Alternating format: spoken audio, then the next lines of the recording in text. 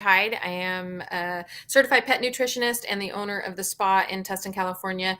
I am also an admin for Saving Pets One Pet at a Time, and it's just a wonderful, fabulous group. So every time I come on, I always encourage people who are following me through the Spa to head on over to Saving Pets One Pet at a Time on Facebook. It's a fabulous group where you can get all sorts of information at your fingertips. We have 27 moderators over there that are very well informed about pet nutrition, pet health, pet everything, you name it. It was created by a woman named Kelly Bone who lost her dog to the vitamin D overdose that was in Hill's Science Diet. I believe it was back in 2017, 2018-ish time. And so that's Saving Pets. So sometimes when I'm referring on here, I'm referring to people through Saving Pets and through the Spa. So now you'll kind of have an understanding of what I'm trying to do here.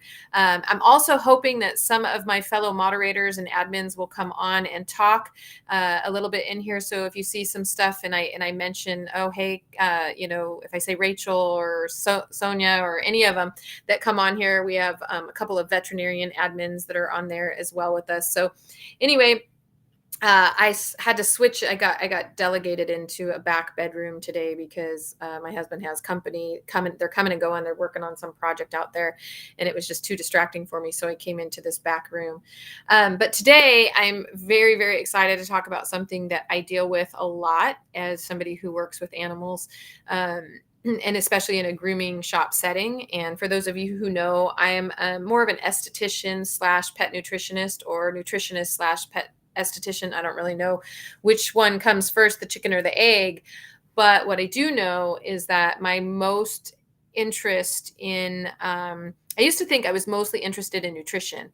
I used to think, oh, yeah, nutrition, I went and got my certifications and I really started teaching people about nutrition and all sorts of stuff. But then I realized that that's not actually it's like the root cause, right? You have to get to the root cause. You think, oh, itching is my dog's licking because he has allergies, but the root cause is why does he have allergies? You have to go deeper. And so over time, I started realizing the reason why I'm interested in nutrition is because nutrition helps with the skin. And what I'm really interested in is the skin. And so I spend an enormous amount of time looking deeper and diving deeper and trying to educate myself more and more and more and more about the skin microbiome.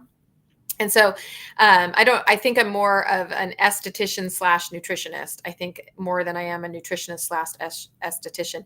And I don't even know if esthetician is the correct word. I just know that I am deeply interested in why dogs are itching and scratching and going at it and those kind of things, which is why I bring up the whole allergy situation because so many times, and I think it's probably every single dog that comes through my doors, and I see a lot, the first thing I hear is that they have allergies. And the first thing I do is go, maybe.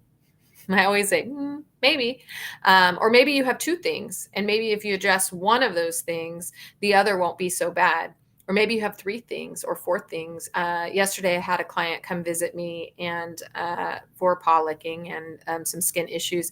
And she was shocked when I said, look, there's a list of things that you could address and you should address all of them. Because she's like, well, which one should I address? And I said, well, all of them, because one of them may be the actual real problem and the others might just be kind of not really so bothersome, but we don't know which one it is or if it is all of them. And so why not address all of them? Why not have the thyroid tested? Why not check our hormone levels? Why not check our nutrient density? Why not check for mites and mange? Why not check for arthritis? Why not all of these things that can I love to talk about paw licking because I think paw licking, and it's, of course, my opinion, and a lot of, I'm not a veterinarian. I can't, that's what I should have referred to myself. Carrie Hyde, not a veterinarian. That's what I should have put on all of my stuff. Carrie Hyde, not a veterinarian, because I say it, I'm not a veterinarian. I'm not a veterinarian because I have a great, great deal of respect for the veterinarians that I love and follow and get educated by. But that doesn't mean that we can't find value in people who are not veterinarians, people who are in it. They're in the trenches and they're seeing it. It's kind of like a nurse, right? A lot of times your nurse knows more than your doctor because they're just interested in it. And I just had a conversation with a doctor that I'm actually trying to bring into the spa to help do some pain management for some of our clients. And we were talking about her personal doctor and how he just doesn't have any interest. And he actually told her, I just don't really care. I just don't really care about getting, people healthy and figuring it out and figuring out what they eat. He just doesn't care. And so a lot of times, the best caregivers are not necessarily a veterinarian or a vet tech or even me. Sometimes it's just a pet parent who's so interested in it that they do the deep dives, which is why I love Saving Pets so much, because there's so many of our moderators that are just amazing pet parents that just deep dive into it and they obsess on it and they nerd out on it, so to speak. And so that's really where I am. I nerd out on your dog's skin. And why? Because scratching, I just think how horrible to spend your life just going at something and not being able to tell somebody what you think it is. And then can you imagine if they can really, really one day we find out that they can actually understand our language, literally know how to decipher our language. And every time you told them that you told the neighbor, oh, he has allergies, they're secretly in their head going, no, I don't. It's not allergies. Help. So that's why I want to talk about paw licking. I'm seeing a lot of it right now. And I think a lot of times people just instantly go to it's allergies. And I'm not saying that it's not allergies. I'm saying that you would be very remiss in just ignoring the fact that it could be so many other things. So today I want to talk about paw licking specifically, but that could lead to your dog's overall itching, so to speak. But we're going to deep dive into my protocols that I use. They may not be something that your vet would recommend or other people might recommend, but I am here to tell you anything that I tell you that I've used it. I've seen it work. I know it works. It's not like, oh, I think my neighbor, I heard. I have literally removed the cone and freed animals with some of the protocols that I've done. And I've had several dogs. By the time they get on my plate, they are like very close to being, sent over the Rainbow Bridge because it is so debilitating to them. And owners become very. It's not about the owner not wanting to take care of and be a part of it. It's that they feel like their animal, and they're not wrong, that their animal is suffering every single day. And if you've ever, or if you have an animal who is getting into that situation, hi, Tracy. Tracy's one. I've been wanting to call you, by the way, Tracy, to find out if the anal glands seemed better the other day when I did them, but we can get on that a little bit later. So deep diving into it, understanding between allergies and all of the things that could cause that excessive licking. In Tracy's case, I think Tracy's one of my clients, and she has this beautiful little dog named Sadie. And I think Sadie's is a perfect example of it not being one cause. And if you focus on one cause, you could be missing so much more. And so we really need to deep dive in and think about all of the things and really pay attention to your dogs and what they're doing and why they're doing it and what they could be doing. The reason why they could be doing it. In Tracy's case, Sadie, for example, kept turning and biting. And so I was very, very confident, and I still am, that part of her problem was there we go. Nowhere near as bad though. Good. There's scratching, but still scratching. Is she's still scratching her body or her back end? So you got to understand that's what we're dealing with right now, is trying to figure out what she could possibly be allergic to.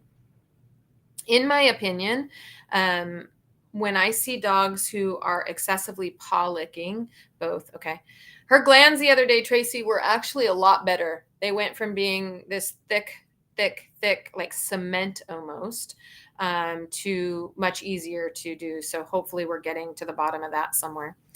But we're going to talk specifically about the paw licking syndrome. I call it paw licking syndrome, where the dog is just excessive. It's just this, I can give you a case of, a dog that I have talked to about him before. His name is Jackson. He was a little Yorkie, and he was living in a cone, literally living in a cone. And we could just not take that cone off for 1 second without him self-mutilating. I mean, ripping his arm off.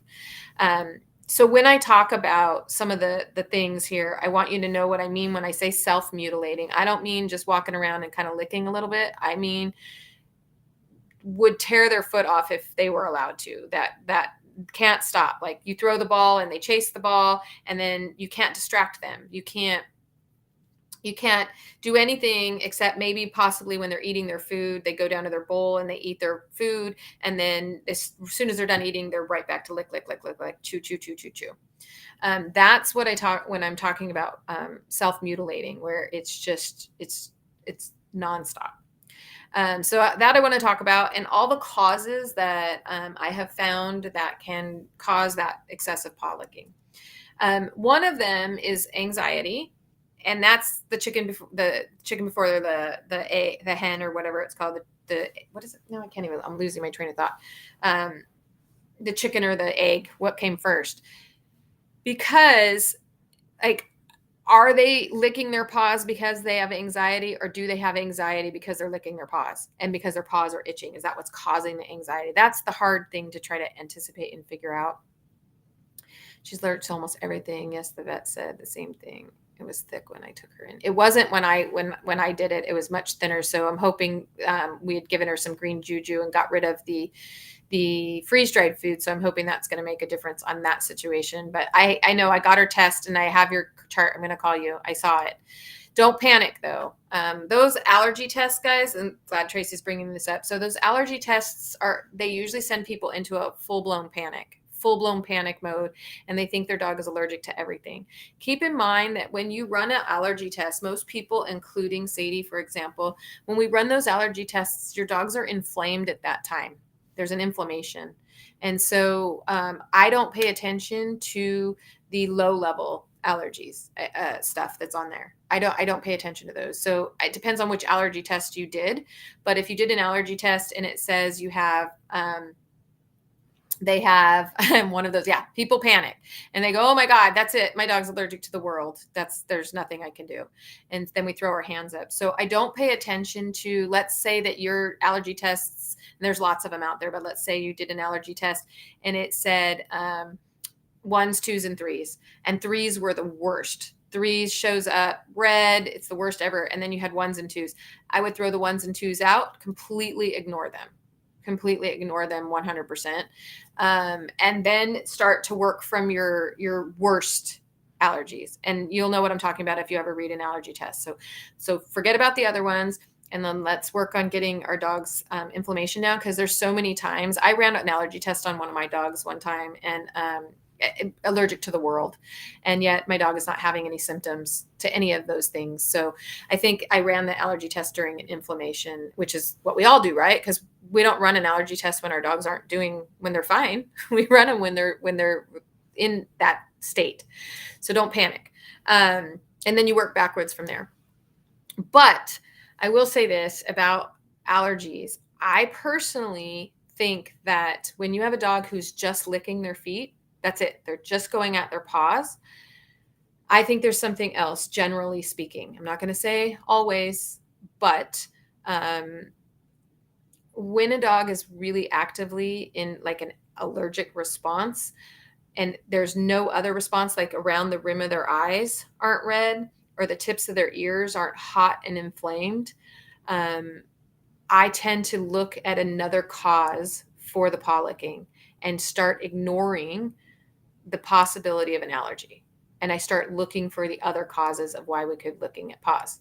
And the reason why is because I have a hard time believing that a body can have an allergic response and only cause you to lick at your feet, right? Like if you and I have allergies, what happens, right? Our nasal cavities, our eyes start to swell, those kind of things. So I just have a hard time. And like I said, I'm not a vet, but I just have a really hard time believing that a dog just has a response only on its feet and nowhere else on its body. So if that's your pet is only licking his feet, I'm going to encourage you, and that's what we're going to be talking about today, is to forget the possibility of it being an allergy and start looking for some other things.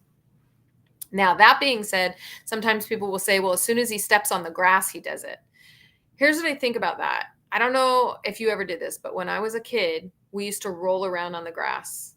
We would slide down the grass, we'd roll around on the grass, and the grass just made you itchy. It just did. And I don't know that it was an allergic response. It just made you itchy. So I often wonder if that's why you get a dog who, when they walk on the grass, only their feet are inflamed. So that doesn't mean I'm not saying keep them on the grass. I'm still saying get your dog off the grass if you can, because it's irritating. I didn't want to slide down the grass anymore or roll. You know how, I don't know. Kids don't seem to do this anymore. It's so sad. Where you would find that hill, that grass hill, and you would roll down the grass, and then you'd be so itchy. So definitely, if your pet is experiencing that, then keep them off the grass if you can.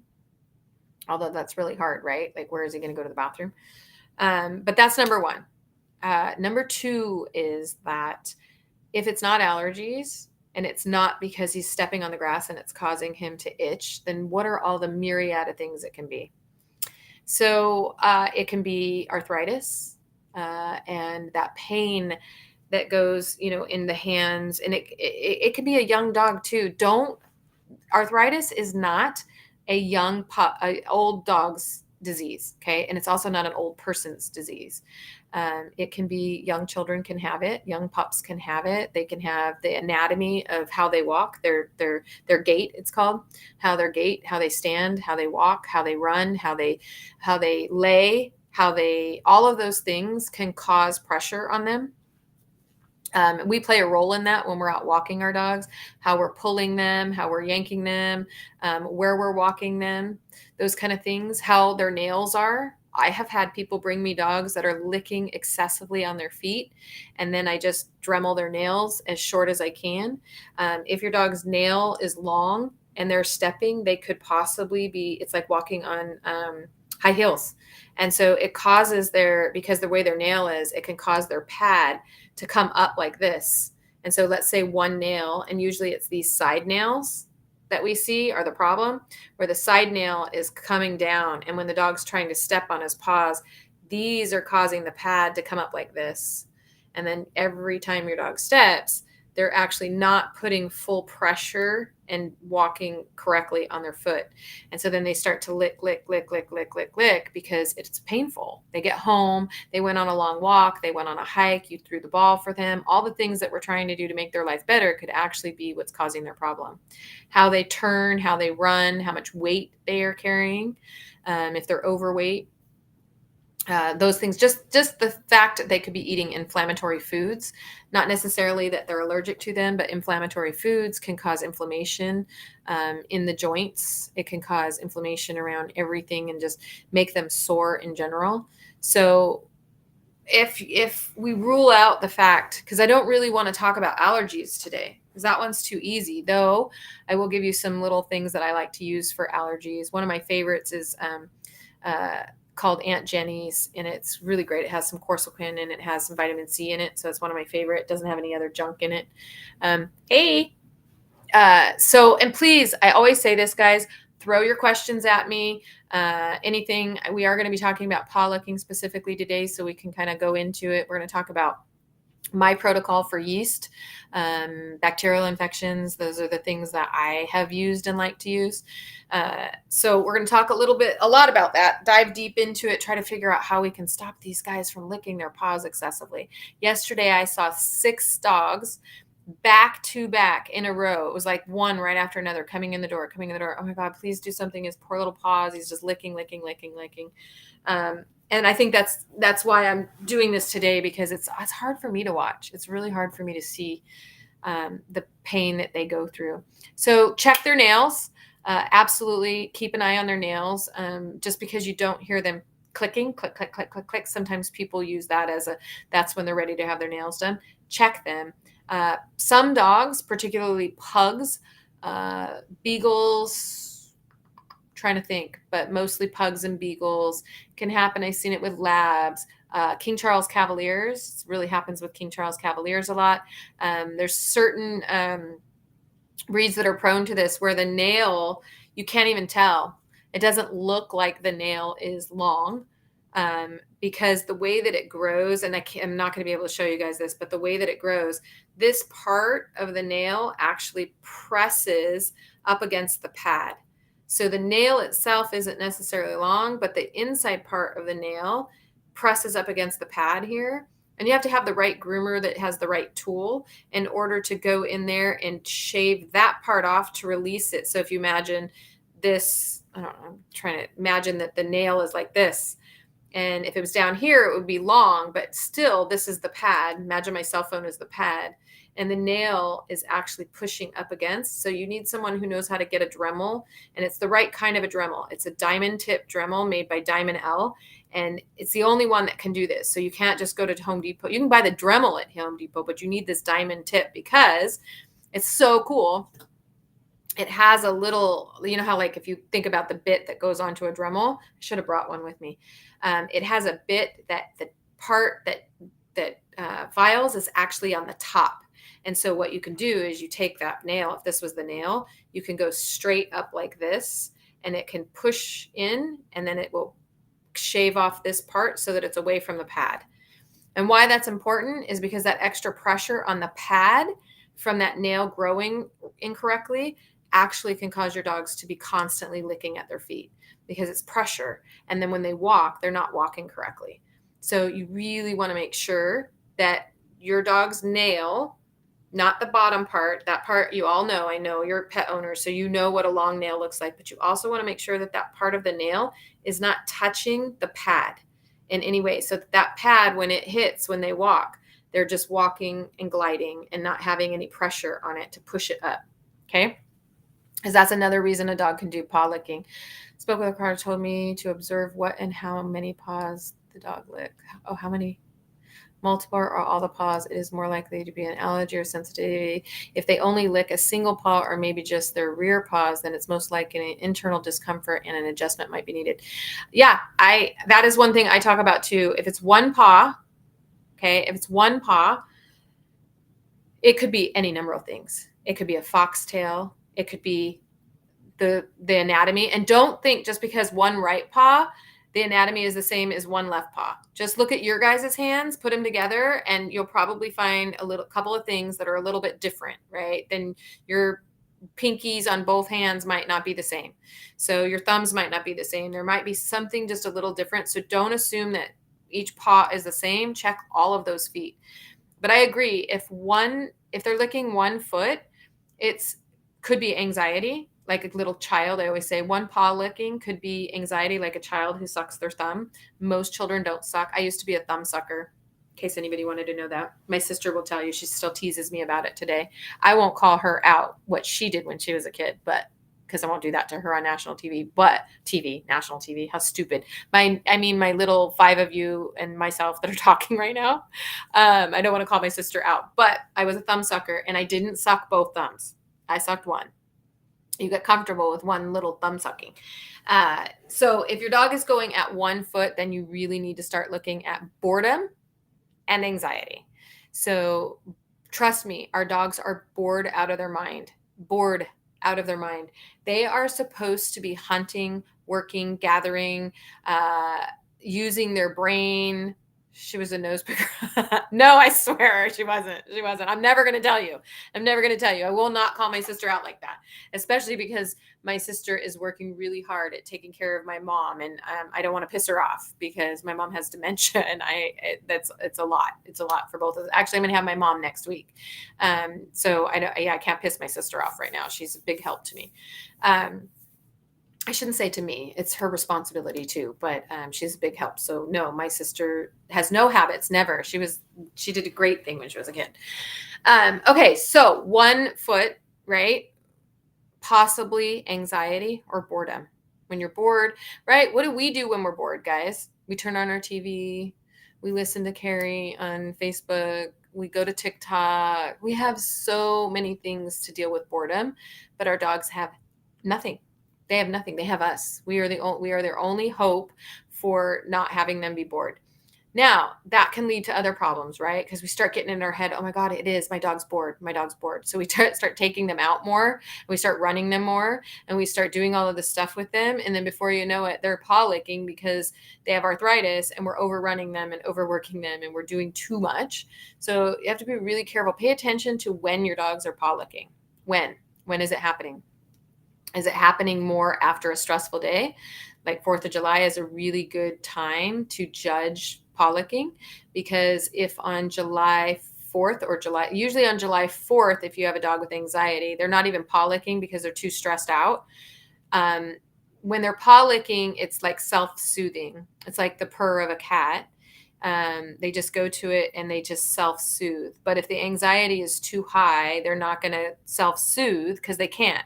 They're in too much anxiety. But on July 5th, if you notice an increase of paw licking, it's because they're like, okay, okay, oh shit, that was the worst day of my life, and then they just start licking at their paws. So pay close attention to the timing of when your dogs are paw licking. Is it after a stressful day? Is it after you had company? Is it after the neighbor was screaming at the neighbor? Is it after the coyote was found in the backyard? There's so many things that we don't think about could stress our animals out. And we just kind of go about our daily life because we know that the coyote wasn't going to get in the house, but they don't know that. So you want to be really, really careful. Oh, that was a good episode. Thanks for putting that. Number one, to treat anxiety in your pets. We did a podcast with Dr. Hala, who's amazing. Dr. Erica Hala is awesome. And we talked a lot about anxiety and how to treat it and what to look for. And I think we talked a little bit in that episode about why they have anxiety. I'm not really sure if we did, but I will tell you, I think that a lot of anxiety is because we've disrupted their microbiome. And I think the anxiety is found within that, found within their diet, found within not feeding sugars and all of that kind of stuff. So if you determine once this is all over and you've gone through everything and you're like, that's it, there's nothing else it can be, it has to be anxiety, I would encourage you to really start looking towards giving your dog, working on your dog's gut microbiome. And in order to do that, it's best to get an animal biome test so you can really track it. You could keep throwing probiotics at your dog all day long and fermented foods and all of the, and by the way, fermented foods sometimes can increase your allergy response. So you got to be really careful with those. But the animal biome test, I would encourage you guys to buy both, where you buy one and then you do the test and then you do what it recommends on the test, or you find someone, to help you with that test, and then take the second test so that you can see that you're going in the right direction. I just did that with my cholesterol and my doctor thought I was crazy. I wanted to get a cholesterol test and then I said, set it up for 4 weeks later because I want to track what I'm doing. So I did my cholesterol. I think you guys have heard me talk about this. I did my cholesterol and it was really high. And then I said, well, we're going to test again in 4 weeks so I can see if I'm going down. And I was able to decrease it by 80 points in 4 weeks. But I knew I was going in the right direction. And he was like, you're not going to be able to reduce it in 4 weeks. I said, I'm not expecting miracles, although I think 80 points was amazing. But I needed to know I was going in the right direction. And that's why I like the animal biome test. Are you going in the right direction? Are we going in the wrong direction? So you can shift it a little bit. It's just, you don't want to, it's not going to kill your dog if you're throwing antibiotics or you're doing stuff, but it could take you a lot longer if you don't know which direction you're going in. That's why I like that test. You don't have to do it, but I do think that anxiety resides within the gut microbiome being disrupted, but that's not what we're talking today. We're talking about pollocking. Okay, so we talked a little bit about the anatomy of your dog. I actually had a dog, I don't know if she's on here, but I had a dog a couple months ago, and he came in for me to do a treatment for his paws and look at him. And I got him in my tub and I started looking, and I really was concerned that this was way more of a anatomy situation and an arthritis situation than it was at all fungus or anything like that. And it was because when I'm looking at his feet, I could see both the front of his feet, the bone, he had a different, when you looked at his anatomy, it was different. And so he ended up going into seeing a chiropractor, and the last thing I heard, he was licking his paws as much. So don't rule out a chiropractor if your dog is licking their paws. In fact, I highly recommend that if your dog is paw licking and you have not been able to get to the bottom of it, and you've tried all these supplements and you've bought all this stuff that everybody's trying to sell you all the time, and you've spent thousands of dollars and you got more supplements than you got food on your counter, that's a problem. And you've got all of it and none of it's working, I highly recommend you find a chiropractor that works with animals in trying to figure out if there's an adjustment that needs to be done, or if there needs to be something done within the paws so that we can adjust. And that goes to me talking about how you guys are walking your dogs. I am a big, big, big supporter in, oh, hi, Roz. She's here. We're talking about Emmett, Emmett's front paws. I couldn't stand it. I just kept looking at him, and I was just convinced that there was an anatomy issue more than another thing. So I'm so happy to hear when I got Emmett's, when you told me what was going on with Emmett, I was just so happy. Because you could be throwing Apoquils and Cytopoints, and you could be throwing all this stuff and spending all this money on supplements, and you're not even going down the right road. And that is because most conventional veterinarians will just instantly say it's allergies. They'll run an allergy test. And let me just tell you, I don't know of a single time that a dog has had an allergy test and it came back with no allergies. I also don't think, and just so you know this, I should do it for you guys. I don't have allergies. There's never been a time where I'm like, oh God, I have allergies and my eyes are burning and I'm sneezing and I'm whatever the symptoms of our allergies. I never have allergy symptoms, but I would put a lot of money. Well, I don't have a lot of money, but if I had a lot of money, I'd put a lot of money on the fact that if I went and got an allergy test, it would come back saying that I have allergies, or food sensitivities, or whatever would come back on the human ones. I don't know anything about humans, but I bet. So I think a lot of times your dog has allergies is because that's the tools that they have. So a lot of times conventional veterinarians will diagnose your dog with what they have something for. So if they diagnose them with arthritis and they don't have anything in their toolbox for arthritis, they're not going to diagnose you with arthritis. So they're going to say he has allergies because that's what I do. I have all these allergy serums and I have Apoquil and I have all this stuff that can do everything for allergies, but I don't know what to do if your dog has got an alignment problem. I don't know what to do if he walks funny. I don't know the answers to that. So they just they call it the cause is whatever it is that they have in their toolbox, so to speak. You've all heard us say that before. It's whatever toolbox they have is what the problem your dog has. So don't fall victim to that. Search, search, search. So when you're out walking your dogs, this is another big one. I'm not a fan of anything around the neck of a paw licker. So anything that causes your dog to pull, and that means the harness as well. I'm not a big fan of the harness. I know that it's better than around the neck, that I will say, but I would really encourage you guys to use the gentle leads because the gentle leads will not cause any strength pulling of the arms to be pulled back, anything like that. It's mostly just using the head, which is going to be a lot better for paw licking. So I would try it. I know a lot of times people get really kind of taken back by me saying that because some people think it looks like it's for a dog that's biting and he's vicious, and it does require a little bit of training. If you haven't used a gentle lead, I really, really encourage you to use it for a couple of weeks and see. And then also pay close attention if you do take your dog for walks. Does he just skip a walk one night? Just skip one night's walk. If your dog's licking his paws at night, skip one night of the walk. Take him out in the backyard, or don't walk him for very long, or do something. And then see if he paw licks less that night. If he does, it's going to be from your walking.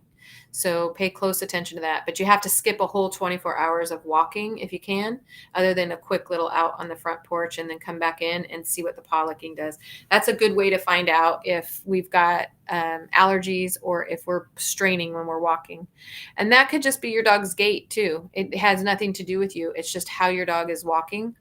I have a little herniated disc in my back, and I can walk uphill probably, I would say I could probably do a 10 mile. I said 15, but then I was like, if my husband was listening to me, he would laugh. I could probably do a 10-mile hike if it was all kind of uphill. But the second I start going downhill, I am in agonizing pain. And I know it's because of, and it doesn't mean that I'm like walking downhill. It's just if it's a gradual walk and my body shifts from this instead of from this, I become in excruciating pain, and I can't do more than 2 miles. So that's what you need to find out. Is it the walking Is it what I'm walking my dog with? Is it where I'm walking? Is it how he's walking? Is it the stuff that I'm putting him on? Am I pulling him? Figure all of that kind of stuff out, and then start looking and trying different harnesses. I love the gentle lead. I personally think the gentle lead is the best thing for a paw licker. But you do have to train him. Gentle lead, Lori will put it up for you. The thing you want to make sure about the gentle lead, and this is really important, you have to train your dog on a gentle lead. Don't just wrap it on your dog and take him for a walk. It's not hard to train him. It's actually pretty easy. You just have to be a little bit diligent for a day or two. And then the thing about it is, if Lori doesn't find the exact same one, yeah, it's called a gentle lead. And it's the idea of like as if you were walking a horse without the bit. It doesn't go in your dog's mouth, but what it does is it guides your dog by their head. So they're not using their paws to pull or yank or do anything. So they wouldn't be scraping if you have a puller. And even if you don't have a puller, they're not using their body to pull. They're kind of moving them with their head only. So the gentle lead, the important thing about the gentle lead, two important things is you want to make sure you get one that is not only around their mouth, but it should have a little tiny strap right here that would connect to their collar. You don't want to they have these gentle leads that you get it around the mouth and then the little piece comes out and then you connect the leash to that, but there's no connection to the collar. The reason why that's a problem is because if your dog pops that off, he can run down the street. So you want to have it where it's connected to this and to this. So if he pops it off, he's still connected to you. That's super important. Most of them are like that, but you really want to make sure. Maybe Lori can look that up for us a little bit and get a gentle lead. You can get them on Amazon. And then how do you train your dog on a gentle lead? It's actually really simple. Just don't give up. Put the gentle lead around your dog's mouth and then hook him up and then walk him in a circle going the same direction. And you just want to do that for about 5 minutes. He's going to pull and yank and do all sorts of stuff. So make sure it's on the carpet. And then just walk him gently in a circle and get him used to it. And then after you've done that for about 5 minutes, give him a break. And then you want to do the same thing. Just reverse the circle. Just in your house. Don't take him out yet. Just reverse the circle. And then just do that for about 5 minutes. Depends, if you have an old dog, don't do it for 5 minutes, do it for 1 minute, 2 minutes. Yes, it's actually probably one of the best things for a dog with a collapsing trachea because you're not going to be putting anything around the neck. It doesn't hold their mouth shut. They're not going to have, it's not a muzzle. So it's not going to create any kind of a breathing issue. They can actually have their mouth fully open. They can eat. They could bite somebody if they wanted to. They could drink water. They can breathe normally. All of that is fine. So yeah, you can absolutely use that for a dog with a collapsing trachea. So long as one thing you wouldn't want to do with a dog with a collapsing trachea is upset them. So if in training, your dog is really, I don't know how old your dog is, but if your dog is an older dog with a collapsing trachea, I'm going to guess maybe like a little Yorkshire Terrier, and they hate the gentle lead and that's getting them worked up, and then we have a problem because airway is so important, right? But if you can keep your dog calm enough to be trained through the gentle lead, I think it's a fabulous option. Absolutely. It doesn't, like I said, it's not a clamp. It's not clamping their mouth down. They could drink water, eat, do everything normally. So it's really like it kind of pulls their cheeks side to side. I'm sorry. Oh, I'm guessing a Yorkie. These poor Yorkies, they are all the ones with the collapsing tracheas. That's why I guessed a Yorkie. They are. The Yorkies just have it's just awful. There's so much now that people are talking about what causes the collapsing trachea. And I've heard so many, and I don't know that I can definitely say which one I think it is, but I have heard some interesting ones that I am looking into. And one of them is leaky gut is being part of it. And that makes sense to me when I look into it. And so it's possible. So you might want to look into doing a leaky gut protocol. I know Adored Beast has one, but look into, just Google it, leaky gut collapsing trachea, and it's super cool to kind of learn a little bit about it. So, but yeah, I think absolutely use that, especially if your dog's doing a little paw licking. You want to make sure that we can keep them from pulling, especially if you have a puller, those kind of things. So, okay. So those are some of the things: arthritis, anxiety, I told you guys about the nails. The nails can absolutely be a cause of paw licking. My own dog and one of my cats, when their nails get too long, they're not licking their paws. They're just obsessed with grooming themselves. So they start trying to chew their nails down because that's what they would do in the wild, right? It's not something that every, you know, in the animal world, they have to learn how to groom themselves. And so they're on me. I can't go 2 minutes without having them having too long a nails. So sometimes, so pay attention to their nails, pay attention to the fact, their anatomy, what's going on, pay attention to all of their nails, don't just look at one. And then the next thing I want you to do is take your dog's nail and get your fingernail and get to the base. Had this happen this week. Tanner, age 4, Cocker Spaniel, woke up this morning with swelling around the left eye on Tuesday morning, pawing the eye and rubbing his face in the carpet. He doesn't like me to touch his eyes. I gave him a homeopathic remedy to reduce the swelling. What are your thoughts? He probably scratched his eye. They could do that in the middle of the night. Does he have a dew claw? Does he have that little side nail? Let me know about that, and then I'll kind of tell you a little bit what I think it could be. So now we kind of rule all those things out, the nails, the anxiety possibility. Now what I want you to do is find your dog's toenails and go all the way to the base of the nail, and then take your fingernail and then scrape and see if you can scrape something off. If you can, generally speaking, that's fungus that's happening up around the nails, and it could be like everything could be growing up in there, and it shouldn't be like that. If your dog has thick stuff coming off of its nail like that, you've got a fungus growing up around those toes, and now we need to address that, and that could be what's causing the itching and the paw licking and all of that kind of stuff. So I'm going to give you guys my protocol. This is what I use if I think a dog has fungus or mites, and this is going to depend on what kind of dog you have. They're a little long. Yeah. If you guys have listened to me at all, I'm dead set against nail clippers. I wish that the whole industry would stop using nail clippers. And I've been beat up for saying that, and it's okay. I get it. There's people out there that can cut their dog's nails and their dogs are fine. But when I speak like that, I'm talking about the industry as a whole. And I want the industry as a whole, groomers, veterinarians, technicians, dog trainers, all of us, to collectively stop doing this to dogs, because you never know who it's going to happen to. And it causes such severe anxiety that they don't want to go to groomers and daycares or anything. They just don't want to go because they're so afraid to have their nails done. So please, if you're working on it, grinding them, I love it. I love it. The more, if I could get my way, everybody would use a nail grinder on their dogs, getting them there. Those dogs, I get those dogs that have been coming to me since they were a puppy, and I get to train them, and if I can talk the client into, please don't ever let a vet cut these nails. And I hate to call vets out, but they tend to be very quick at it and just stop the bleeding and then send the dog along its way. But groomers do it too, so I shouldn't call anybody out. But I love nail grinding; it's amazing. But okay, so we're gonna find that fungus.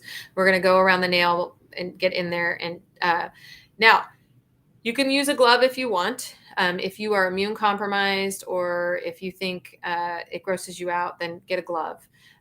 I don't use gloves because if I was going to catch anything from a dog, I would have already done that many years ago. So I don't use a glove, but put a glove on and then get your finger up around there and see if anything's coming off. It usually looks like a dark brown color.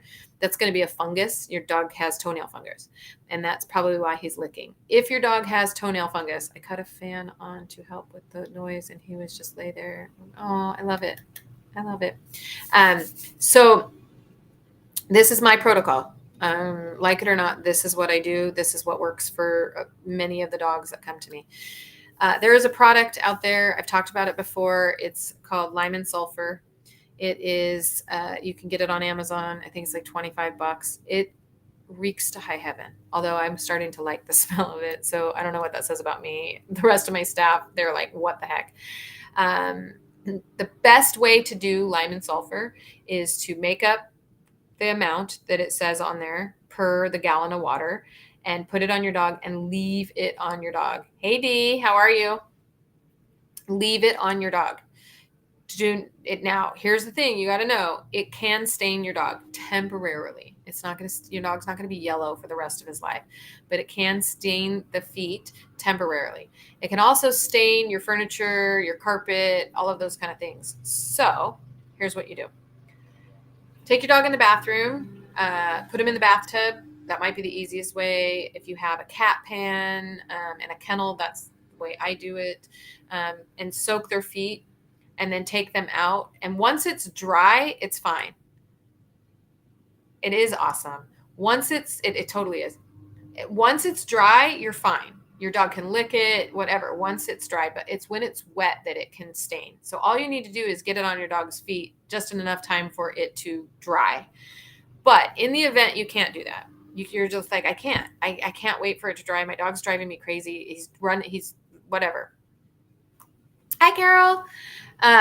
So once the paws are sitting in there, if you're not going to be able to let him dry, then he needs to sit in it for about 30 minutes. So if you got 30 minutes to kill and a bathtub, you can do this.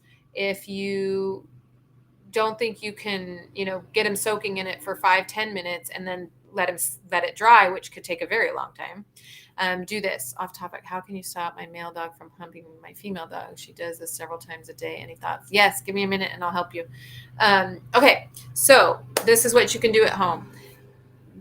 Just let your dog sit in it for a good 30 minutes. Okay. While he's sitting in it, and you want to put a glove on, especially if you're sensitive to sulfur. If you're sensitive to sulfur, you may not want to do this. I've had a couple of people that work for me that are sensitive to sulfur. And you'll know because your eyes will start to, and it's bad. But if you're not sensitive to sulfur, while your dog is sitting in it, get a foot and a toothbrush or your fingernail. Toothbrush works really well. Get a toothbrush and start rubbing and getting all of that stuff off so that the sulfur can get closer to the skin because the barrier is really thick. So you want to start scraping that off with a toothbrush. I do it with my finger and get it all off while they're sitting in the sulfur. As you get all of that off, they continue to sit in the sulfur.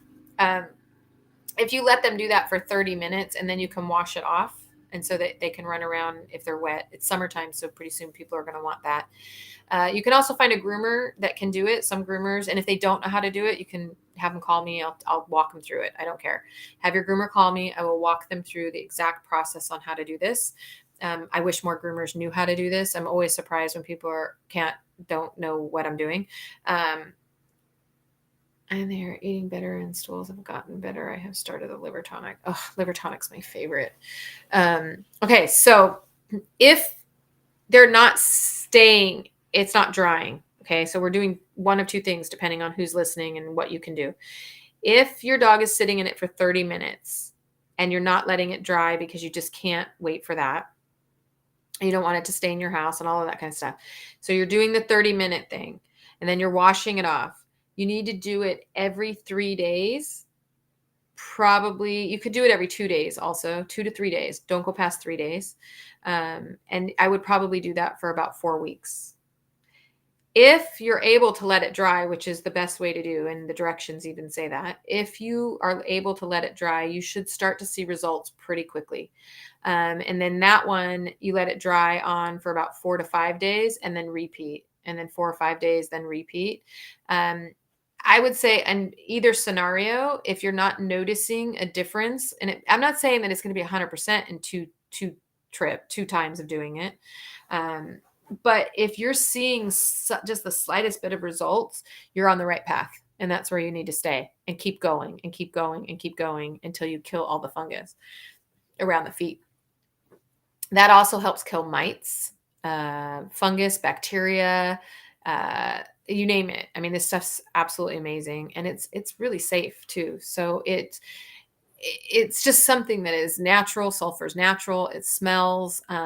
It's got some lime in it, so it's kind of. If you have a white dog, be prepared for possible yellow feet, but it comes off. It's just tell people you did it because you're a fan of yellow. I don't know, but it can stain them a little bit.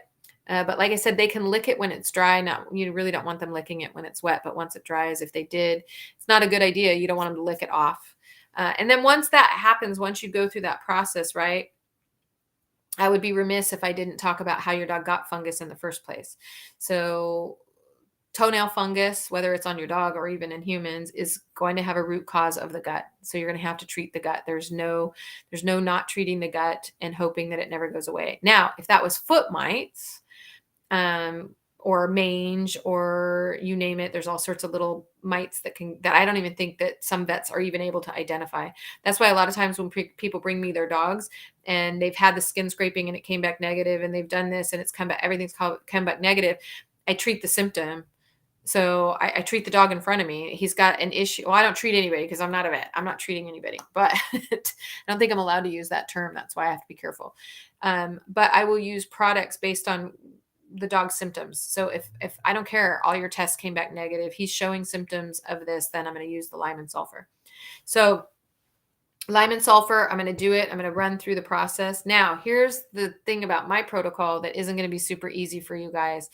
And I apologize. And I am hoping, and I'm such a big supporter, and I'm going to beg you guys to do this. Call your groomers when you get off of this and just ask them. You don't have to do anything. If you end up getting a yes, then I'm excited for you. If you don't get a yes, just be like, oh, have you heard about it? Or are you thinking about getting it? Or if I told you about it, because I'm really looking for a groomer that has this, look up TheraClean micro bubbles. And so one of the greatest things for paw licking and skin problems and skin allergies and all of that kind of stuff is a product called Microbubbles, or TheraClean is the company. Some groomers might have a microbubble machine that isn't made by TheraClean, but I personally really love the TheraClean machine. It's the one that works the best for me. What TheraClean does is it actually is little tiny billions of little bubbles, and they go down into the hair follicle of wherever the body, the skin. You can even put it in the ear. And those bubbles will go down into the follicle, and they're loaded with little ozone bubbles. And so when they come up from the follicle, they actually bring debris with them. They clear out all of the skin follicle, the hair follicles.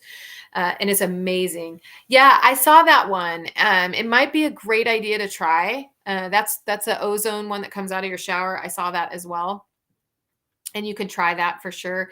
The ozone one and the microbubbles are a little bit different. They're a little bit different because ozone is just putting the ozone, it's ozonating the water. But these are billions of bubbles that have the ozone in them, if that makes sense, because the bubbles are so microscopic that they can go down into and then they can come back up. Where the ozonated water, because it doesn't have the bubbles in it, wouldn't necessarily do that. You have TheraClean Virginia. They are the size of a dot pin. They fly by really bad after they cut the hay. I have to wear dark clothes. I don't know what that is. Oh, I'm not from, is that, oh, thripes. I thought it was but now I'm thinking maybe it's not. Is that some kind of bug? A dot, a pin. They fly and bite really bad after they cut the hay. I have to wear dark clothes. Oh my God. See, I am not a bug person. I don't know. I'd have a hard time. With that. But if you can find a groomer with a microbubbles machine, what I would do, I'm sorry. I think in some ways, I mean, we got a lot we have to deal with in California, but in some ways we are spoiled with the bug thing. I know Dr. Canizero, who you guys have met, is one of my favorite vets too. She lives in Florida, and sometimes I'm on with her and I can see those pterodactyls, like, because I have never been to her house, but I think it's like a sunroom that she does her lives with me, and I can see the pterodactyls at her window in Florida. I don't know, you guys, if you're from Florida, you know what I'm talking about. I don't know what those things are called, but that's between that and the alligators. I need to leave. Your shirt will get covered in them. Oh yeah, no. God bless you guys. No, but you know what though? I mean, Virginia is so beautiful. So yeah, you might have to put up with the bugs in order to get that beauty out there. So if you can find someone with a microbubbles machine, okay, this is a game changer. So call your groomers. The machine is very expensive. My machine cost me $10,000, and I'm practically. I think I just got it paid off. But if you can find a groomer with a microbubbles machine, then what you want to do is you want to do the dips, and then right after you do the dips, you want to do the microbubbles. Like 3 days. So in between. So if you were going to do your dips every 4 days, then you want to do 3 days, microbubbles on the 4th day. And then if your groomer knows if your groomer wants to, she could do the dip for you and the microbubbles kind of on the same day. She could dip the dog if you wanted to do that. If she's not going to send him home drying, then she could microbubbles right after it. That's how I do it. So when people bring me their dogs, it depends. Sometimes I don't see any reason to do a dip, but if I'm doing the dip, then I'm going to have them sit in the dip for about 30 minutes. And then I'm going to wash their feet off. Actually, I use a sulfur shampoo. to do extra on it that actually lathers up. That sulfur shampoo is made by St. Ives Bernard, or no, it's Ives Bernard, St. Ives Bernard. I don't know. I can't remember. I'll put it up, or maybe Lori will be able to find it. It's a sulfur shampoo that I use. And then after I sulfur shampoo their feet, then I do the micro bubbles. And that I get absolute amazing results from. I cannot tell you how many times I've gotten calls from people going, "What did you do? He didn't lick his feet at all last night." But you have to keep going. And then that usually will come back about a couple of days after. And that just means we're on the right track. So by the time you've done 3 rounds, 2 to 3 rounds of this, you should know whether you're on the right track or not. If you've done 3 rounds and you've seen nothing, no results whatsoever, hey, Lance, then you're not on the right track. And we got to start looking at what else it could be. So I just hope that knowing this kind of stuff is, and then what I will do, the other thing I do is the other shampoo that I really, really, really, really like, and I encourage you guys to do this, is a shampoo called Nui Gear.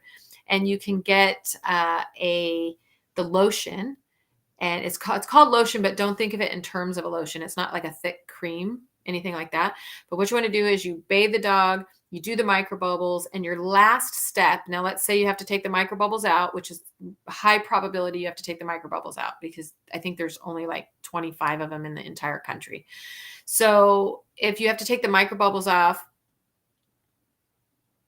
if you take the micro bubbles off, then what happens is you're going to end up with, you would just do the lime and sulfur dip, and then you would do the Nui Gear lotion.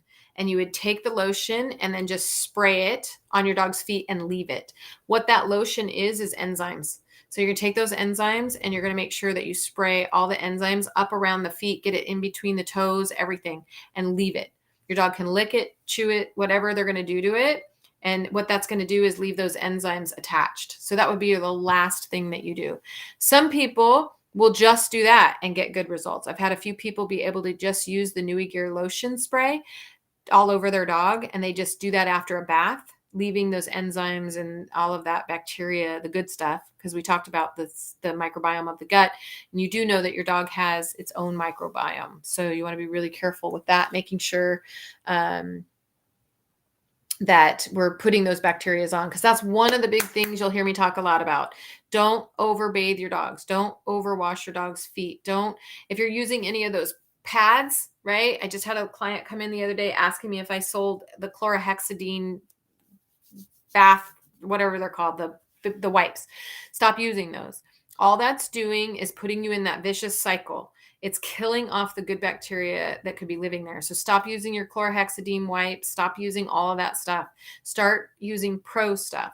So using sprays that are good probiotics that actually have live cultures in them that can attach to your dog's skin, because your dog's skin has its own microbiome and you need to protect it, and you need to make sure that you're feeding the skin and not overbathing and using medicated shampoos. So with that being said, stop using chlorhexidine shampoos, stop using all of those medicated shampoos, and start using products that are much better for your dog's skin.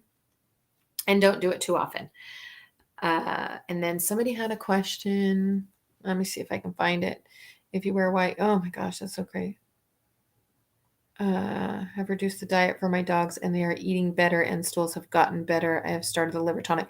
Liver tonic, guys, is a really, really, really great. There's lots of them out there.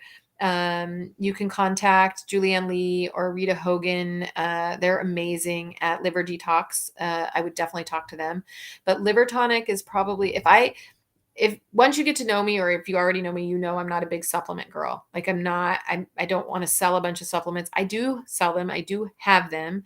But I prefer the food source if I can, but some dogs won't eat what I want them to eat. So I'm not a big not a big supplement person, but with liver tonic, honestly, like I give it to my dogs. That's the one thing that I actually really, really love, because I just think no matter how well I feed my dogs, no matter what I do, I cannot keep their liver free of all of the toxins that are just floating around in the air and in the soil and in their food, no matter how hard I try. It's just there. So I give my dogs liver tonic. I don't do it I do it every day, but I don't do it every day for years. So I give them a little bit of a break. So I'll do a liver tonic. I prefer the one from Adored Beast, but I think that Rita Hogan's coming out with some stuff. I don't know. I don't want to say that too much, but because I'm not really sure. But I love the Nui Gear shampoo. Yes, it's amazing. They also the Nui Gear lotion. They also have the shampoo. It's just such a fabulous product. Um, Also, keep in mind too, guys, the teeth. As we're talking about microbes and all of that kind of stuff, when your dog's teeth, if his teeth are not clean, he's going to be transferring those bacteria onto his paws. So you really want to make sure that those teeth are nice and clean, and that you're keeping that free of everything. You want to make sure. I don't know if I brought up foxtails. Foxtails are another reason your dog could be having issues going on in his feet. Weight gain can also cause paw licking. If your dog is even 5, like half a pound overweight, that can cause too much pressure, too much joint pain. So a dog being overweight can cause it. Trying to stick to all the things that I've seen happen. Uh, Dislocated elbows that people aren't even aware are happening. I've seen that before. So I'm trying to give you guys all the possible causes of paw licking, because I just see it constantly being told about allergies. And then I told you guys one of my favorite allergy things is from Aunt Jenny's. I love Rita. Liver Spring premiere on April 21st. You guys make sure, if you want to, Rita's just fabulous. She's just such a, I can't even explain it. She's just a genuinely sweet, nice, amazing, kind person. And I know her, I can say I know her personally, and she's not fake. I can tell you that. She's pretty amazing, and her products and what she recommends works, and she's just awesome. Okay, so I hope I gave you guys a really good kind of foundation, and got you guys ready for understanding what you do in that protocol for paw licking, right? Lime and sulfur, shampoo, either with a sulfur shampoo, or you can shampoo with Nui Gear if you want.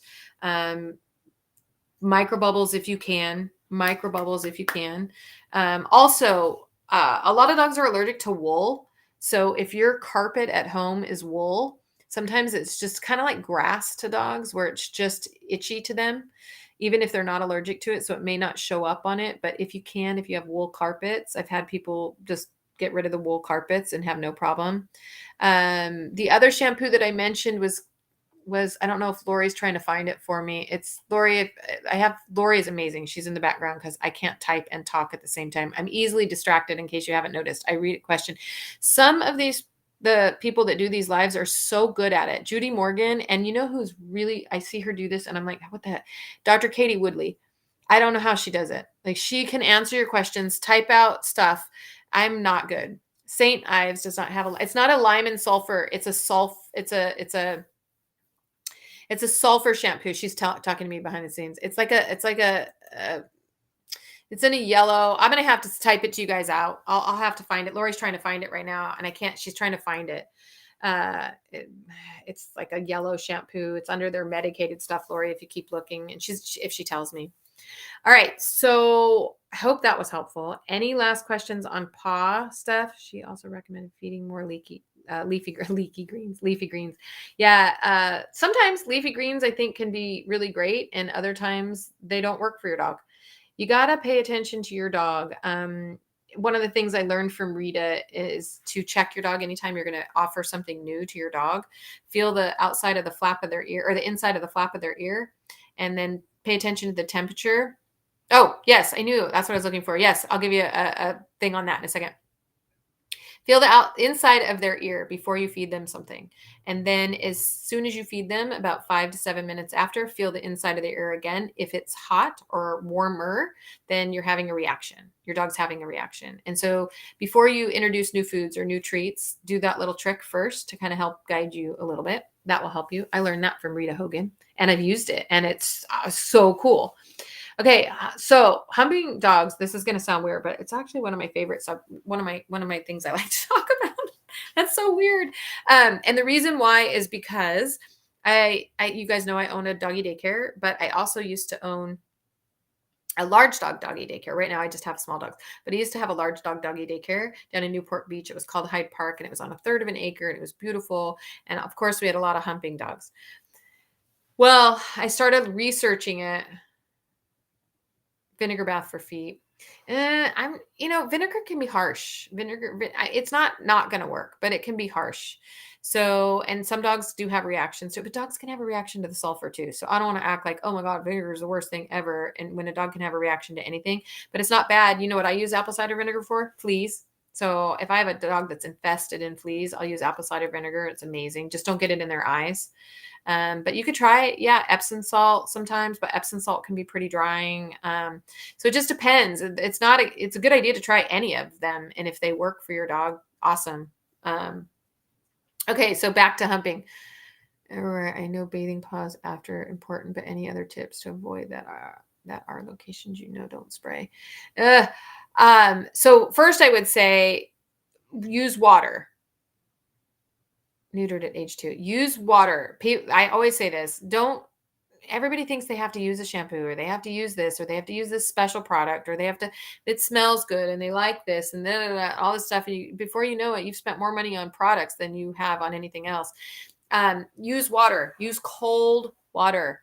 It's anti-inflammatory. So you can go from hot to cold if your dog's feet feel like they're hot, or then do like a nice cold bath to reduce the inflammation. If they don't feel too hot to you, you can do warm, then cold, warm, then cold, warm, then cold. Yeah, so you got to be careful. Okay, so humping. The reason why I find this interesting is because I actually started looking into why do dogs hump, right? And of course, we all think that they hump because it's sexual, because that's what we think. And the reality is, and I can attest to this because I started testing my own dogs. There was actually I don't know if I want to call it a documentary or a study, and I don't know that I could find it for you because we're going back many, many years. But what this study or documentary or whatever it was that I ended up falling upon and getting involved in was to study why dogs hump. And what they found was that one of the biggest reasons that they hump is actually to play, to engage in some kind of communication, some kind of like, hey, you want to play chess? Like we would. They don't have a whole long list of language that they can use. So they don't have very much. So a lot of times it's not sexual at all. It's more, I'm bored. I need my friend to play with me. I want to play. And so what I ended up doing is taking that study, looking at it and going, I hadn't thought about that. And so I went back to both daycares, both the small dogs and the large dogs. And I tried to pay close attention to who was being humped or who was humping, who was doing the humping. And sure enough, it was the social dogs. It was the more social dogs. And they're trying to get dogs to engage in some kind of social activity. And it was amazing. Well, they play now. You mentioned, see, it's so crazy. Hey, let's play. Let's goof around. Let's, chase me. Let's this, let's that. I think it's very little to do with sexual issues. And I see it more and more the more I pay attention to it at work. And then what's really interesting is sometimes we get a dog who's humping a dog. And then I feel sorry for the dog that looks like he doesn't enjoy it and wants nothing to do with it. And so I'll remove the dog that's doing the humping. And then the hump E, if that's even the name, the hump E will then go looking for the humper. And I'm like, okay, that just happened today. It just happened today. And I don't want to call this dog out, but yeah, so he was like nonstop on this dog. And then I picked him up and I was like, enough's enough. And then one of my kennel attendants, Elizabeth, who's amazing, she's like, oh no, you watch how fast. And sure enough, as soon as I took him away, the other one was right there wanting it just the same. So I think you have to first look at the dog that's being humped. That's the first thing. Not the dog that's doing the humping, but the dog that is being humped. How is he reacting? What is going on with him? Is it something that is causing the dog to retreat and hide under the bed? And she doesn't like it. She has growled at him. Okay, yeah. So is she fixed? I think you said they were both fixed. So, but that's the first thing is what's happening with the dog that is being humped.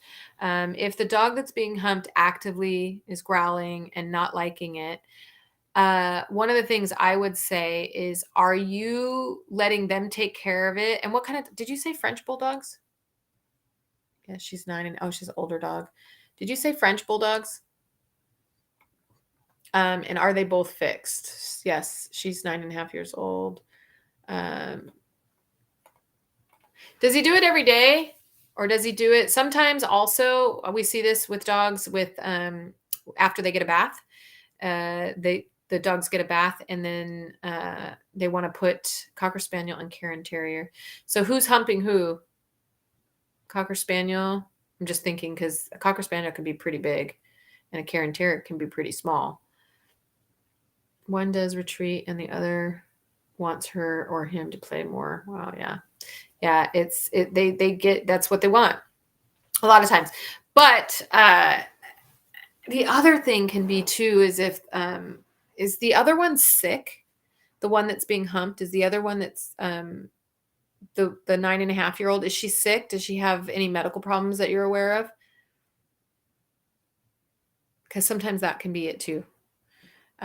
Sadly, they start to. Oh, that's cool. Multiple times, Cocker's always humping her. After a bath, he goes nuts. Yeah.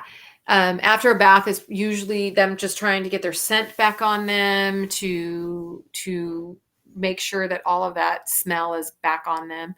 That's going to be hard. I'm trying to get it all pieced together. It's really hard. This is why it's really hard on this kind of thing, because there's such a time lapse. So I'm sorry you guys have to watch the time lapse, but I don't want to give misinformation without having all of my information. So Cocker's always humping her. So okay, so the Cocker humps the little one. Just had blood work done and high.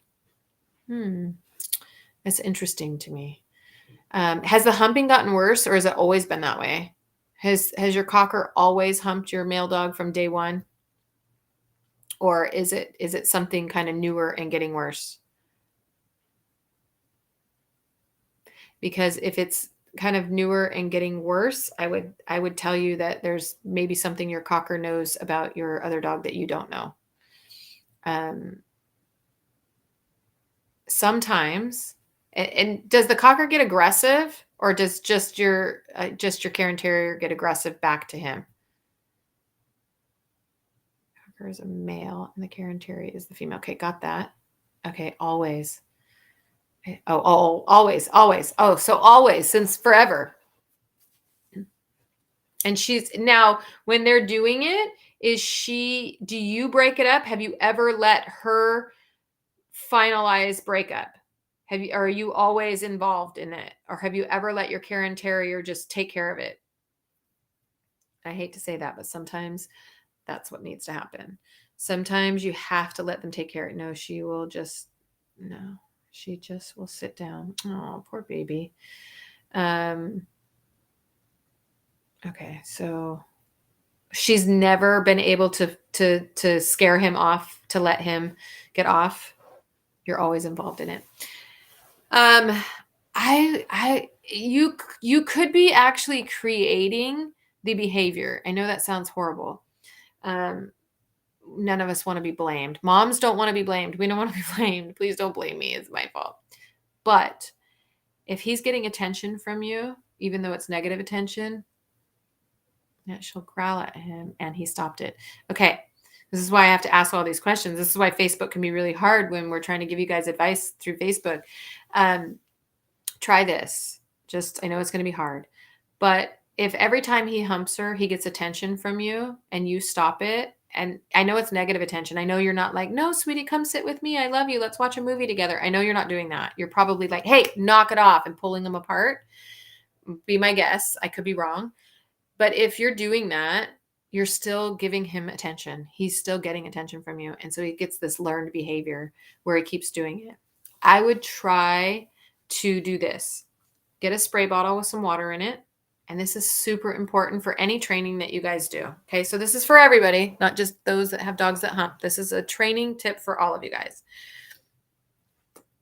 I used to train dogs. I don't anymore, but I still remember all of my little tricks.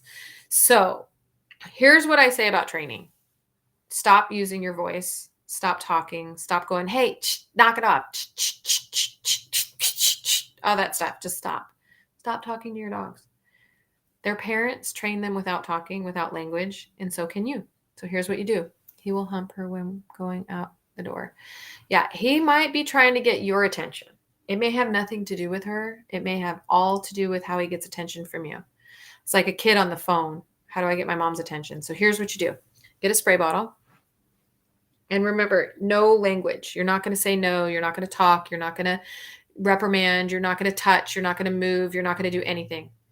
You also don't want your dog to know you have the spray bottle. Okay.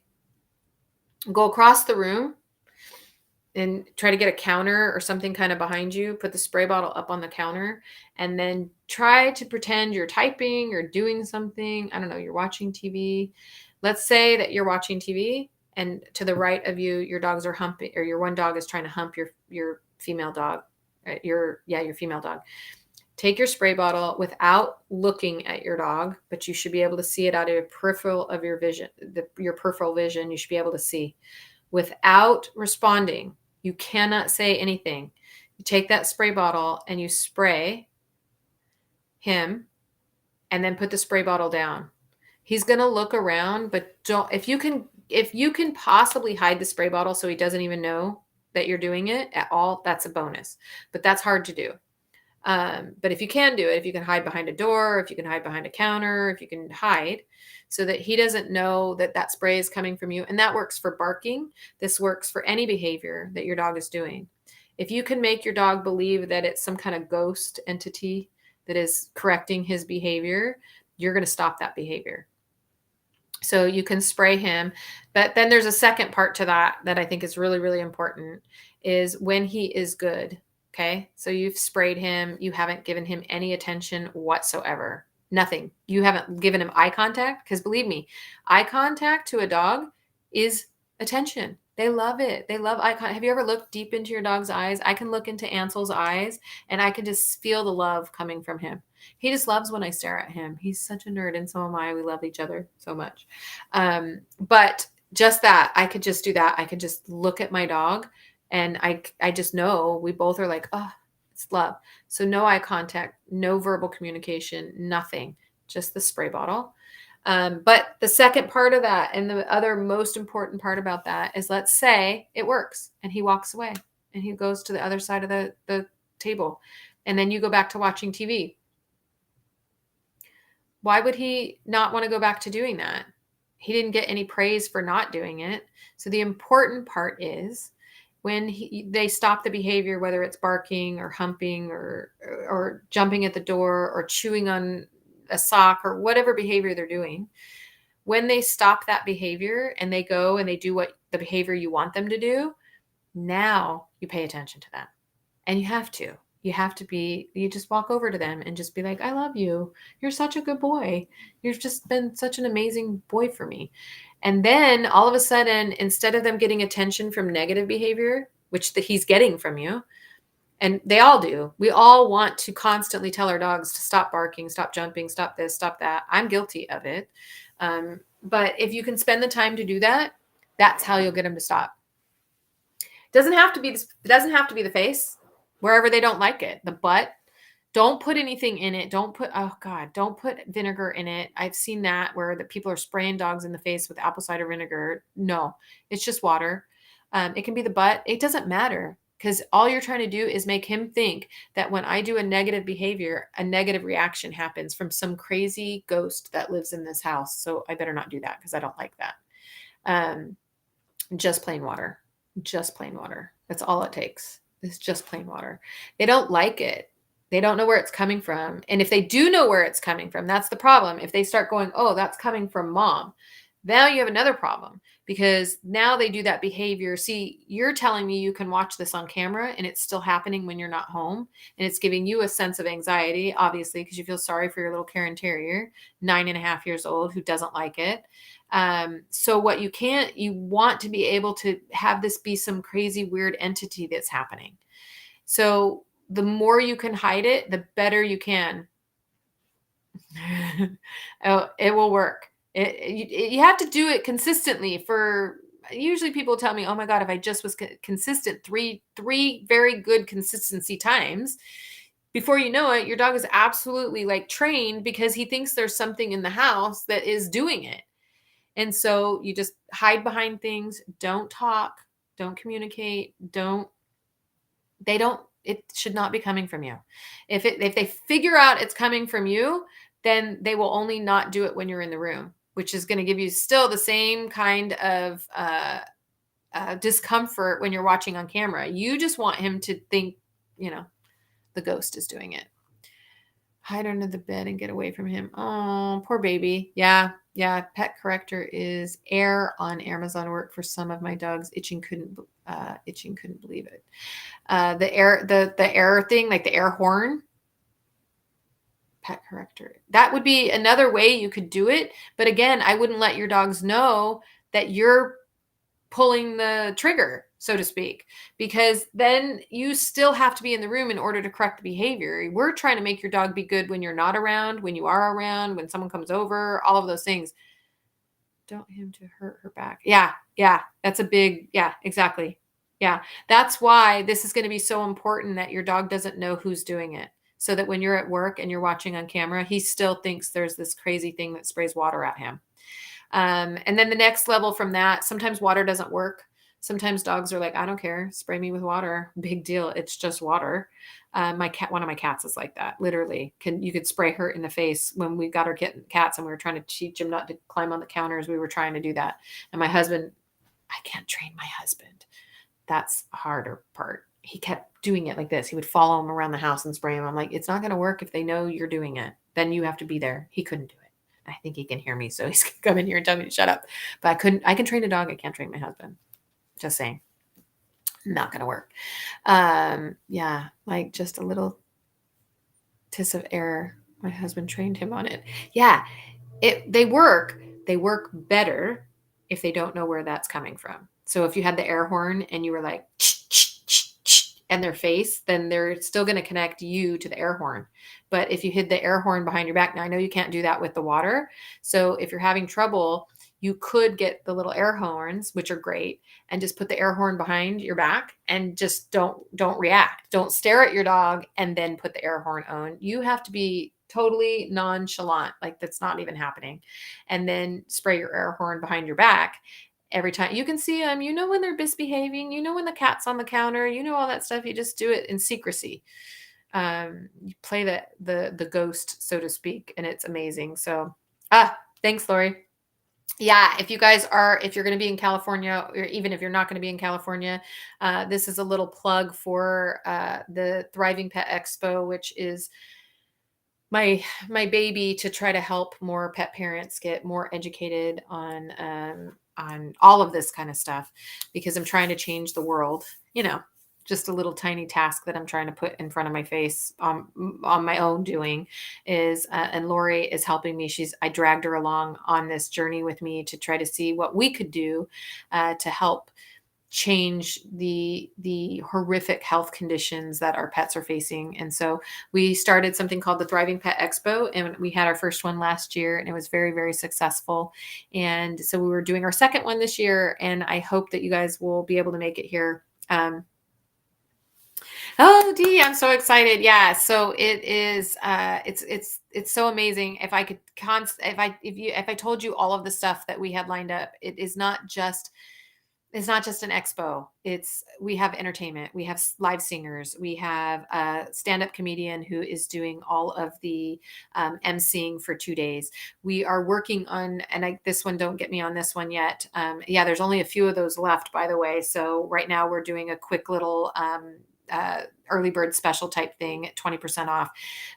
But don't quote me on this because I'm not sure. I'm working on trying to get a medium. I had one and she had to cancel. but we're trying to get a medium to be there. I'm working on some stand-up comedy for the evening so that you have stuff, so that it's a whole weekend. It's not just, hey, I'm going to go out to this pet expo. It's a whole entire weekend around what we're trying to do. The two crazy cat ladies and a few amazing veterinarians that I'm not even going to mention to you are working on some amazing, amazing skits that we're working on to try to teach you how to communicate to your vet and how to respond. Because I don't want to, we have all these amazing speakers that are going to come out and they're going to teach you all these amazing things, and you're going to be able to take them back and hopefully spread it to your family and your friends and the people that you can talk to. But what happens a lot is that we end up in these situations where it's like, okay, now what? Now I go into my vet office and I don't know what to say. I am armed with all of this information. I know that I should feed my dog a species appropriate diet. I know my dog has yeast. I know I shouldn't do this. I know I shouldn't do this.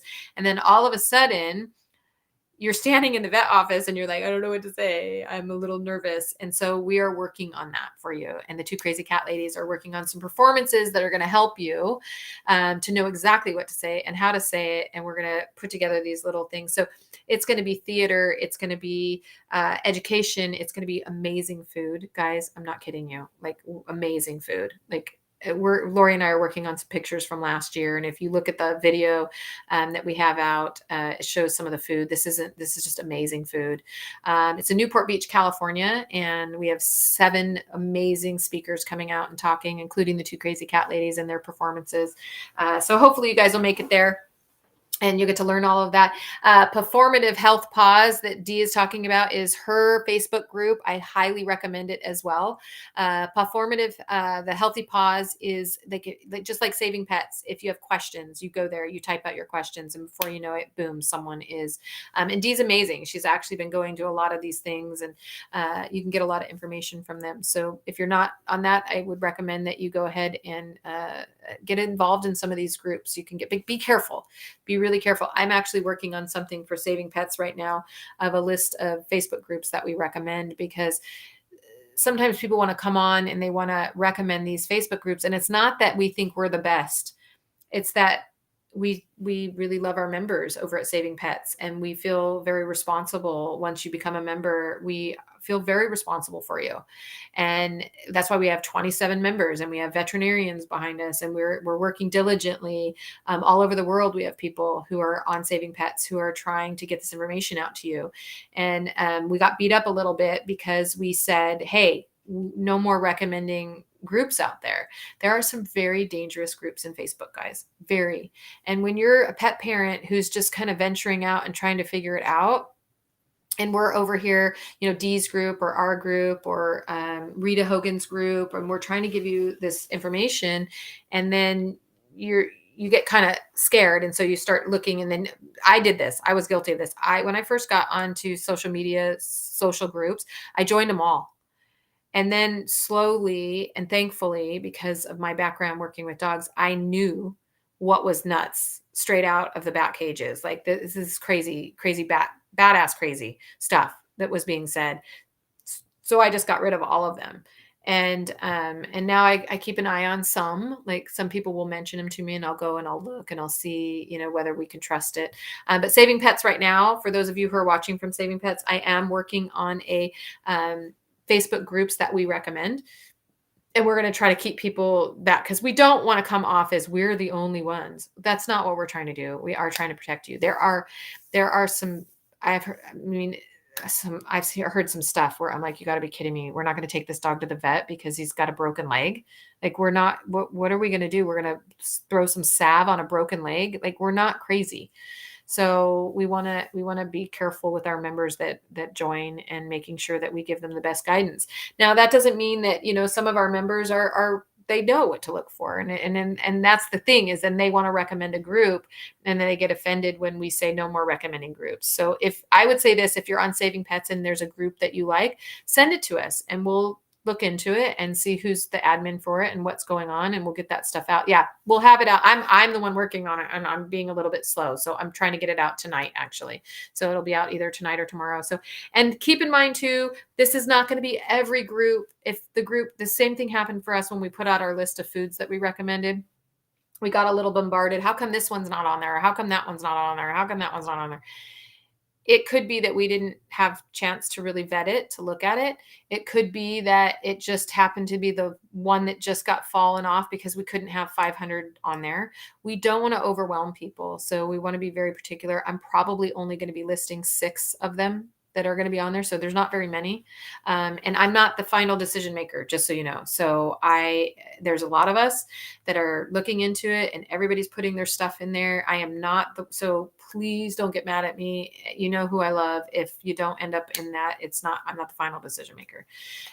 So I'm putting it together and I'll put it out, and hopefully that will help you guys if you want to find some other groups, and get some other opinions. I think other opinions are great. I think we should all look towards other opinions, but we got to be careful. So, all right, guys, it is 6:30. And I could talk forever, except I do have to call a client actually about 2 dogs that I did the other day about paw licking. So I told her I would give her a call after I did the podcast so we could talk a little bit. She doesn't go on Facebook. No, I have not. Send me his information, and I'll look him up. So I have not. To be honest with you, I've been a little social media overwhelmed. So I'm trying to stay in my lane a little bit and just kind of give as much information and stuff that I can. I have 40 years of working with animals, and I'm trying to stay in my lane a little bit and not venture out too much. So there's probably some new people that should be on that I should know about, and I don't. And maybe he's been around forever. I don't know, but I'm always interested. So especially if they're holistic, and if anybody can find any in Southern California, I would really, really, really appreciate that. Trying to get, sorry, I was still trying to read any last minute questions. Trying to get some of my clients to see these really great vets is really hard. So anyway, and then if you guys ever have anything that you want to talk about, send it to me and we can do a whole topic on it like we did tonight, paw licking. I hope it was helpful for you guys. But I'm always here. You know how to get a hold of me. Hopefully, if you're going to be at the Thriving Pet Expo, we can meet personally. It'd be really cool. And I will talk to you guys all soon. Behind the scenes is Lori. She's the one typing all that stuff for you. And she's the one honestly, when push comes to shove, Lori's putting the Thriving Pet Expo together. She's amazing. And she's getting everything going and done and stuff. So holistic vet on his staff. He is trying to reach 1 million people. Oh, I hope he does. God, if we could get 1 million, I hope. Just like the micro bubbles, I want it in every grooming shop. I want everybody to I just want these animals not to suffer anymore. So I'm tired of seeing it. It's awful. All right, guys, have a wonderful evening. Lori, thank you so much for finding everything and doing everything. I will see you guys next Wednesday at 5:00 Pacific Standard Time. And I guess that's it. So you guys have a wonderful, wonderful evening. I'll see you guys next week, okay? Every Monday evening for 1 hour. I'm going to try to look them up. All right, guys.